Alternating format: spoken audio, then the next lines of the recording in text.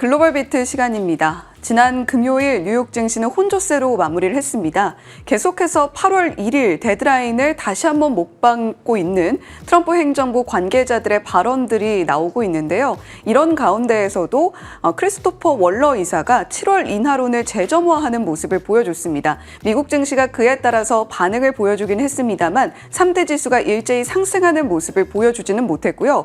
실적 시즌 이제 본격적으로 빅테크들의 실적이 이번 주부터 열리게 됩니다. 그런 가운데 테슬라의 경우에는 아크인베스트에서 투자 규모를 늘렸다라는 소식 이런 것들이 들려오면서 주가 상승에 기여를 하고 있는 모습이죠.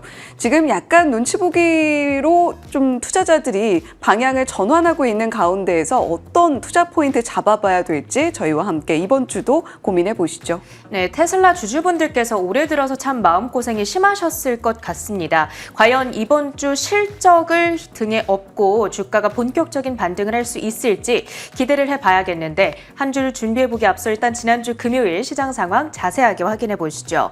트럼프 대통령의 유럽 흔들기에 이날은 하루 쉬어가는 하루를 보냈습니다. 3대 지수는 보합권에서 혼조세로 거래를 마쳤고요. 나스닥 지수만이 유일하게 강보합권을 지켜냈습니다.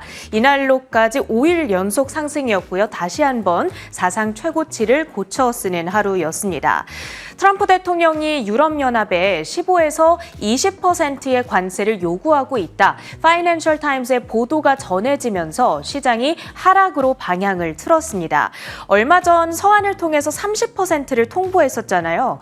그런데 15에서 20%면 4월 2일 상호관세를 처음 발표했던 당시에 나왔던 숫자가 20%란 말이죠. 그때랑 결국에는 지금 계속 협상을 진행하고 있음에도 불구하고 크게 달라지지 않을 수 있겠다. 이런 여기에 대한 실망감이 나타나게 된 겁니다. 트럼프 대통령이 좀처럼 좀 고집을 꺾지 않고 있는 모습을 나타내는 건데 그렇다면 8월 1일에 상호관세 유예 기간이 전부 다 종료되고 난 이후에도 결국에는 주요 교역 국가들 간에는 무역 전쟁이 지속될 수 있지 않을까 이런 우려감이 시장에는 잔존해 있는 상황입니다. 그나마 장 초반에 이렇게 상승의 분위기를 지탱했던 그리고 낙폭을 제한시켰던 이슈는 이날 발표됐던 7월 미시간대 소비자 심리지수입니다. 경제 불안감이 어느 정도 해소되고 있음을 보여주는 수치였는데요. 61.8로 전달보다 개선이 됐고 사실 이 소비자 심리지수가 올해 들어서 1월부터 4월까지는 계속해서 하락세를 나타내다가 6월부터 반등을 했고 7월에 이제 개선이 되고 있는 겁니다. 그러니까 지금 소비자들이 경기에 대해서 가지고 있는 불안감이 많이 해소가 되고 있다라는 분위기, 그와 함께 발표가 되는 것이 기대 인플레이션인데요.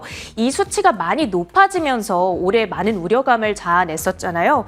그런데 6월에 5%에서 이번에 4.4%대로 떨어졌습니다.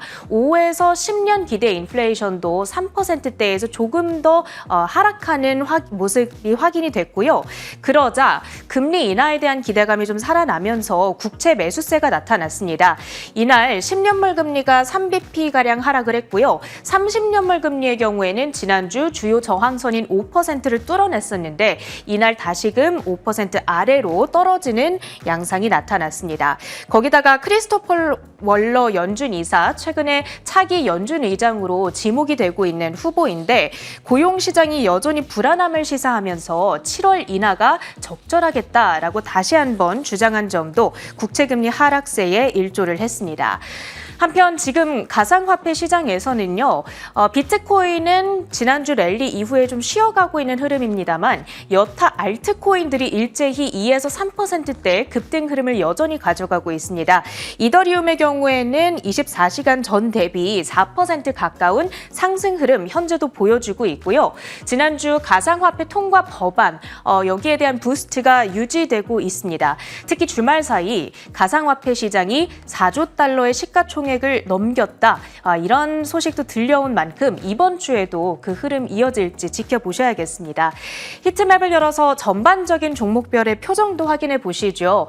이날 주요 기술주들이 대체적으로 좋은 흐름을 가져갔습니다. MS와 엔비디아가 쉬어간 점을 제외하고는 애플과 아마존, 알파벳, 메타, 그리고 테슬라까지 일제히 상승으로 진행이 됐고요. 특히 이번 주부터 빅테크주들의 실적 발표가 본격적으로 시작이 됩니다. 이번 주 수요일에 당장 테슬라와 알파벳의 실적 발표가 예정되어 있다는 점 체크를 해보셔야겠고요. 이를 앞두고 캐시우드의 아크펀드가 테슬라 매집에 나선다라는 소식이 최근 반복적으로 들려오면서 테슬라의 주가 3.2%가량의 반등 흐름을 가져갔습니다.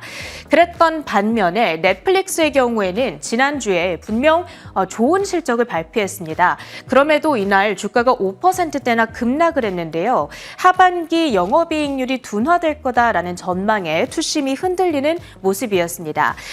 그 밖에는 에너지 섹터에서 엑손모빌 3.5%, 그리고 이쪽에 위치한 보험주들, 지난주 엘레반스 헬스의 이 안 좋은 실적으로 인한 급락 흐름이 지속되면서 피어 종목들이 전반적으로 약세를 나타냈다는 점까지 특징으로 가져갈 수 있겠습니다. 주요 종목들의 이슈, 엔비디아부터 확인해 볼 텐데요. 이 주말 사이 전해진 뉴스입니다. 미국의 기술 분석 매체에 해당하는 디인포메이션의 보도인데요. 이제 엔비디아가 다시금 중국으로 H20 칩 판매를 재개할 수 있게 됐잖아요. 그럼에도 불구하고 공급이 따라주지 못할 수도 있다. 이런 경고가 나옵니다. 미국 정부가 수출을 앞서 금지하면서 TSMC의 예약을 취소했던 게 문제인데 TSMC가 이미 H20 생산 라인을 다른 회사의 칩 생산 라인으로 대체를 해버렸다는 거죠. 따라서 당장 실제로 이 라인을 다시금 H20을 위해 대체를 하고 공급을 하기에는 시간이 좀 걸릴 수도 있다라는 것이 골자가 되겠습니다. 엔비디아의 주가 이날 0.3% 하락 마감을 했는데 과연 이번 주에 방금 전에 이 디인포메이션 보도 뉴스를 어떻게 소화해 갈지도 체크해 보셔야겠고요.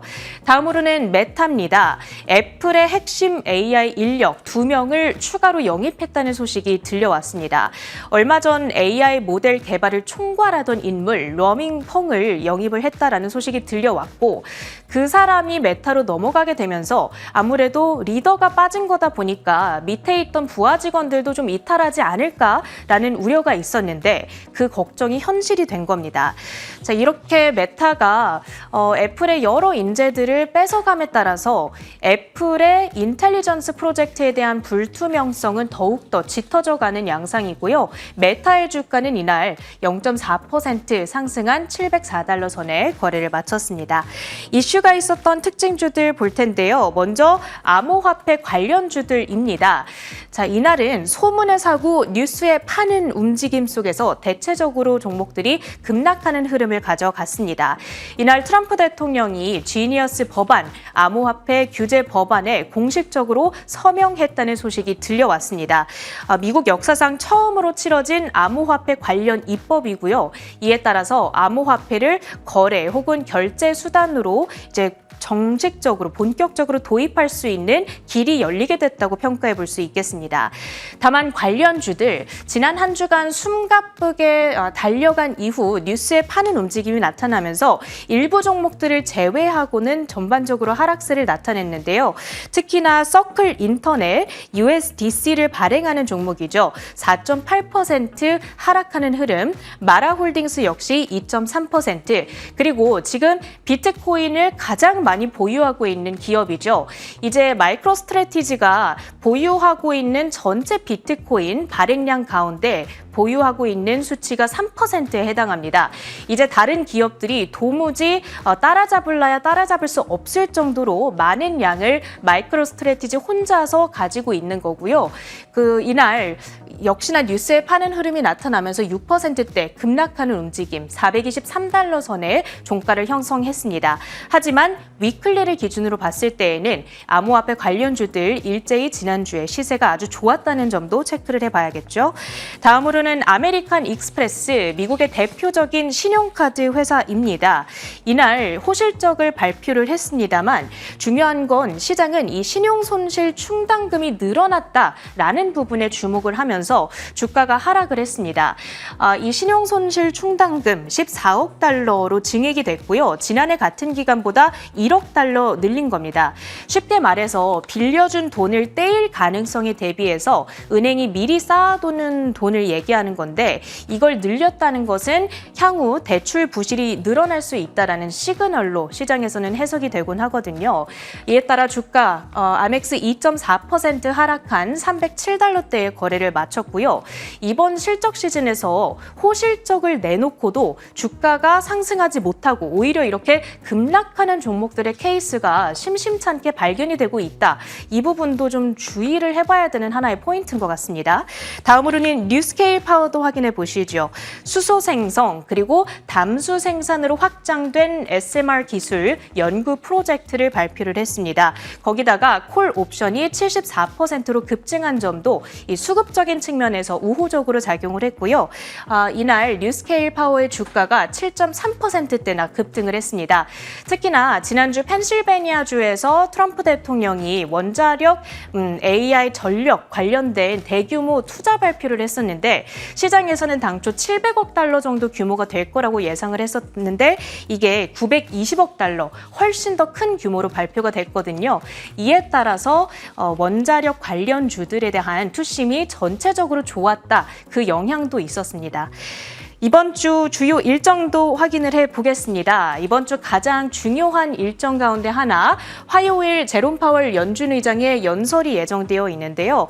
특히나 다음 주에 FOMC 회의를 앞두고 있다 보니까 향후 통화정책 방향에 대한 힌트를 좀 받아봐야겠고 거기다가 트럼프 대통령이 최근 계속해서 해임 압박을 두고 있는 가운데 여기에 대해서 어떤 코멘트를 내놓게 될지도 관심사입니다.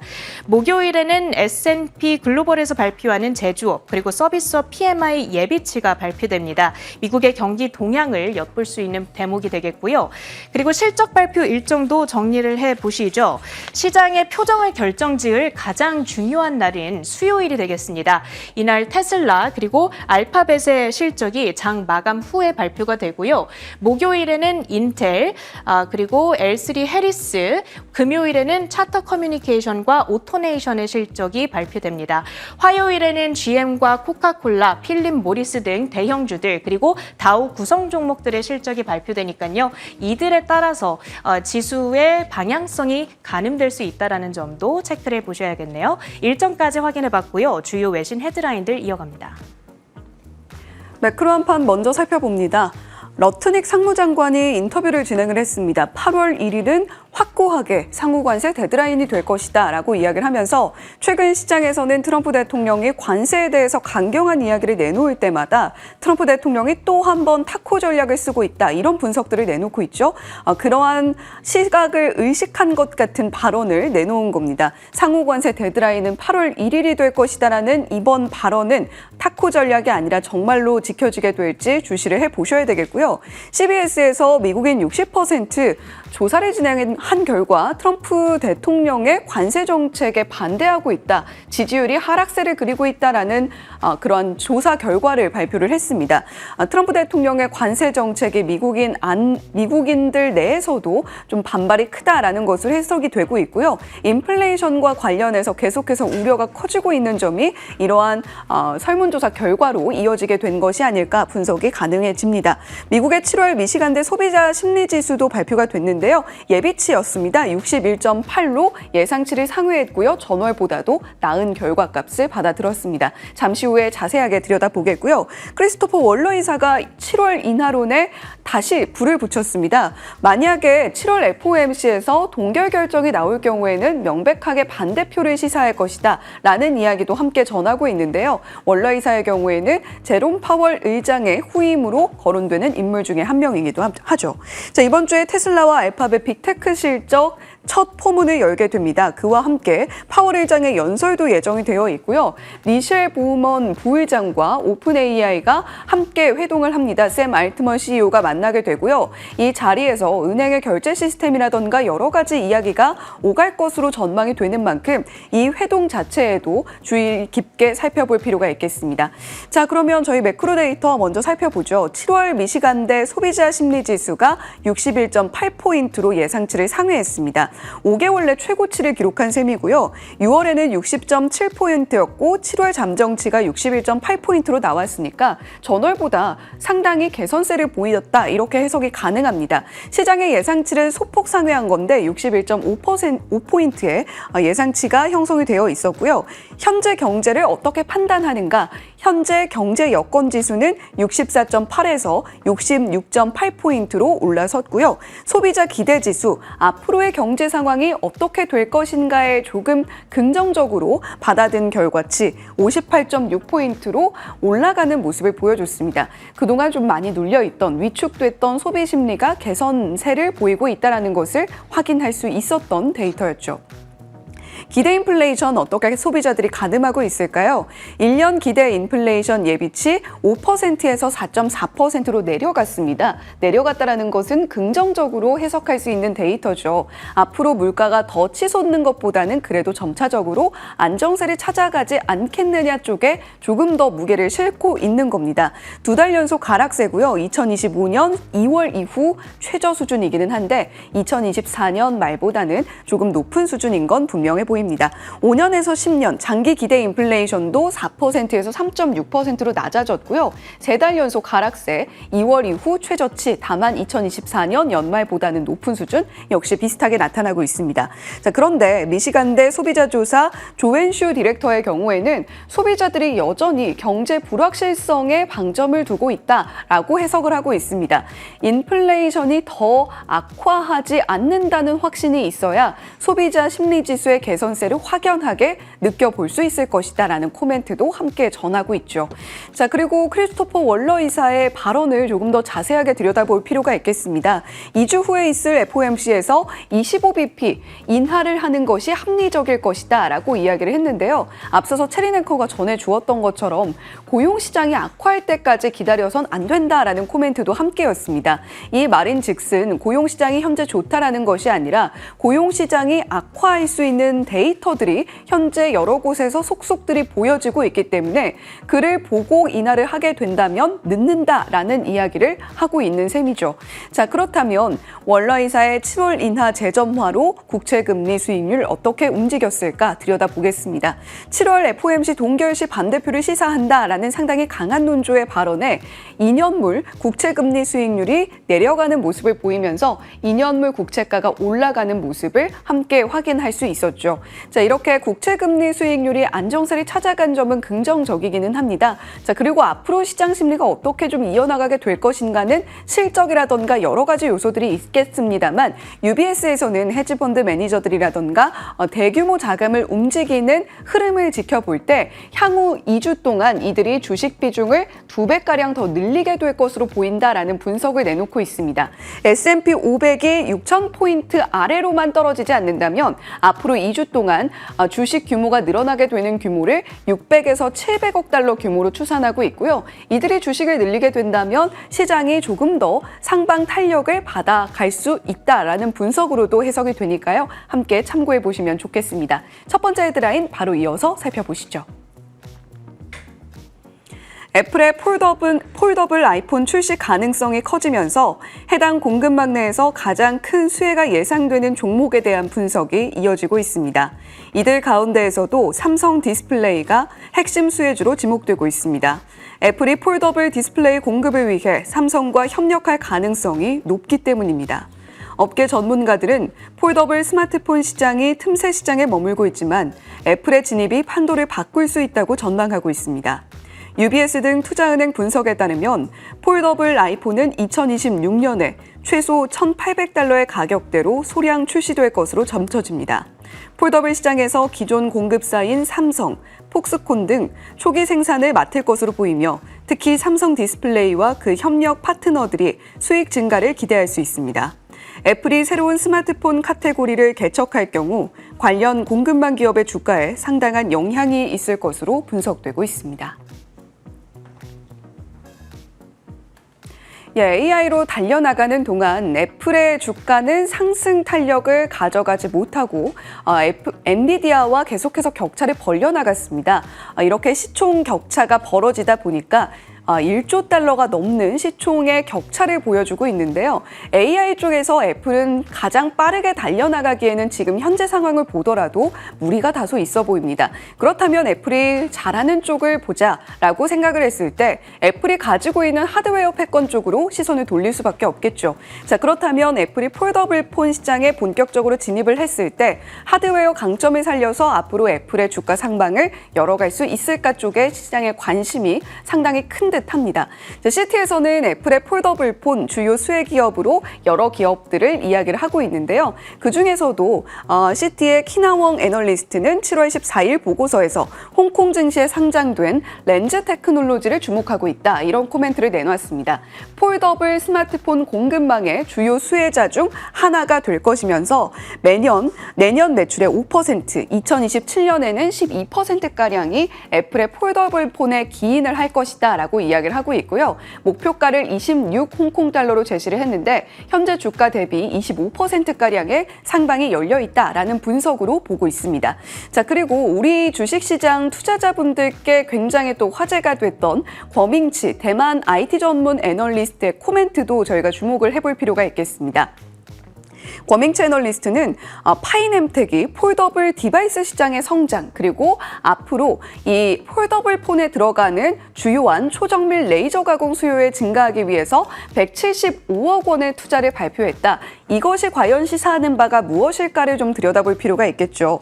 애플은 아이폰의 주름을 제거하는 데 있어서 폴더블 폰을 만약에 애플이 만든다면 그 폴더블 폰에는 접히는 주름이 없어야 된다는 쪽에 굉장히 집착을 했던 팀 쿡 CEO였습니다. 이에 따라서 이러한 주름 제거를 위한 레이저 드릴링 채택이 필수적인데 파이넴텍이 이로 인해서 수혜를 가져갈 수 있다는 분석이죠. 자, 그리고 애플뿐만이 아니라 삼성 역시도 폴더블 폰 시장의 주요 선점을 해놓은 주요 시장 플레이어로서 내년 하반기 갤럭시 Z 폴드에 파이넴텍의 기술을 도입하게 될 것이다 라는 이야기 나오고 있습니다. 앞서서 삼성 디스플레이의 주요 협력사로 파이넴텍이 언급되고 있다라는 CNBC의 보도도 있었으니까요. 이러한 부분들도 체크해 보시면서 파이넴텍의 주가 추이도 지켜보셔야 되겠죠. 자, 사실 지난 금요일 시장에서 파이넴텍 이미 많이 주목을 받았고요. 지난 한 주 동안 계속해서 주가가 꿈틀거리는 모습을 보여줬습니다. 파이넴텍뿐만이 아니라 UTI도 주름 제거 기술에 있어서 상당히 주요한 종목 중에 하나로 언급이 되고 있는 만큼 파이넴텍, UTI, 애플 폴더블 폰 수혜를 가져갈 수 있는 종목들은 분명하게 체크를 해보실 필요가 있겠죠. 자, 예상 스펙도 한번 들여다볼까요? 가격은 1,800달러에서 2,500달러로 형성이 될 걸로 보이는데요.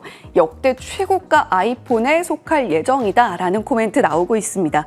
2025년 하반기에 생산에 돌입을 해서 2026년 초에 폭스콘에서 생산을 개시하고 내년 하반기쯤에 아마 시장에서 애플의 폴더블 폰을 만나볼 수 있게 되지 않을까 이런 기대감 갖게 되고요. 삼성 디스플레이, 파이넴텍, 삼성 계열 파트너사가 주요 수혜 종목들로 언급이 되고 있습니다. 이에 대한 분석을 블룸버그에서 내놓은 바에 따르면요. 애플이 폴더블 폰을 자체적으로 우리가 꽁꽁 다 기술력을 방어를 해서 생산을 하는 것이 아니라 삼성과 협력을 할 가능성이 높기 때문입니다. 이에 따라서 삼성과의 협력사들 파이넴텍, UTI도 함께 주목을 받는 거니까요. 이러한 부분들도 시장에서 주요한 포인트로 함께 삼아 보시면 좋을 것 같습니다. 두 번째 헤드라인 이어서 바로 살펴보시죠. 미국 의회가 지니어스법을 통과시키면서 비트코인, 리플 등 주요 암호화폐 가격이 크게 상승하고 있습니다. 지니어스 법안은 미국 최초의 전국 단위 암호화폐 규제 법안으로 특히 스테이블 코인 규제에 초점을 두고 있습니다. 트럼프 대통령이 이에 대한 설명을 진행했으며 암호화폐 산업 전반에 걸친 긍정적인 신호로 받아들여지고 있습니다. 암호화폐 전체 시가총액도 약 4% 늘어 3조 달러가 넘는 것으로 분석되고 있습니다. 리플의 경우에는 2018년 이후 신고점을 갈아치우면서 시장의 상징적 전환점으로 언급되고 있습니다. 트럼프 대통령은 암호화폐 산업 지지 행보를 본격화하며 대규모 정책 추진도 예고한 바 있습니다. 가상자산 3법 통과가 됐는데요. 그중에서도 지니어스 액트가 가장 빠르게 시장의 스텝을 밟을 수 있을 걸로 예상이 됩니다. 이미 상원의 표결과 의결을 진행을 한 상황이기 때문에 행정명령 서명 이후에 본격적으로 시장에 수용이 될 수 있다라는 의미고요. 나머지 2개 가상자산 관련 법안의 경우에는 다시 상원에서 좀 논의가 필요하기 때문에 만약에 조금 이 시기가 늦어지게 된다면 올 하반기뿐만이 아니라 내년 초까지도 밀릴 수도 있다라는 분석은 나오고 있지만 지금 워낙에 트럼프 행정부에서 가상자산 시장에 대한 의지가 강하기 때문에 많이 뒤로 밀리지는 않을 것이다라는 분석 나오고 있습니다. 자, 비트코인 현물 ETF뿐만이 아니라 크립토 관련 현물 ETF에 이제 1,000억 달러가 넘게 유입이 됐다라고 하죠. 비트코인 관련 ETF는 첫 상장인 2024년 1월 이후에 800억 달러 이미 ETF 관련한 자금 유입에 성공을 한 상황이고요. 1년 반 사이에 가상자산 ETF 종목군에 1,000억 달러 이상이 유입이 된 상황입니다. 자, 이렇게 자금 유입이 원활하게 이루어지게 된다면 조금 흔들리면서 가게 되더라도 앞으로 비트코인 관련한 가상자산 관련한 종목들 계속해서 지켜볼 필요가 있을 텐데요. 트럼프 대통령이 퇴직연금 시장도 대체 투자 자산의 개방을 해줬다라는 소식이 바로 그 근거가 될 수 있을 것 같습니다. 대규모 시장을 가상자산 시장에 열어준다라는 것은 앞으로 본격적으로 더 제도권 안에 가상자산 관련 종목군들 넣어주겠다라는 이야기나 마찬가지고요. 약 9조 달러 규모의 퇴직연금 시장이 대체 투자 자산군으로 확대가 될 것이다라는 분석이 가능해지니까요. 이러한 부분들도 투자에 참고해 보시면 좋겠습니다. 글로벌 비트 전해드렸습니다.